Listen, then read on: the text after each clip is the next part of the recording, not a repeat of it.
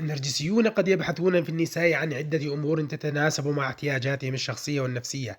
هنا بعض الأمور التي قد يبحث عنها النرجسيون في المرأة. أولا، التأكيد على الذات. يمكن أن يبحث النرجسيون في النساء الذوات القوية والمستقلة التي تؤكد على قيمتهم وتمنحهم الثقة والتأكيد المستمر. ثانيا، المظهر الخارجي. يمكن أن يكون للمظهر الجذاب والمثير دورا في اختيار النرجسيين للشريك، حيث يفضلون الشريك الذي يظهر بمظهر يناسب صورتهم الذاتية المثالية. ثالثا، التقدير والمديح. يمكن أن يبحث النرجسيون في النساء عن الثناء والتقدير المستمر، حيث يحتاجون إلى التأكيد المستمر على قيمتهم وأهميتهم. رابعا، التحكم والسيطرة. يمكن أن يكون النرجسيون ميالين إلى البحث عن الشريك الذي يسمح لهم بالسيطرة والتحكم في العلاقة والأحداث.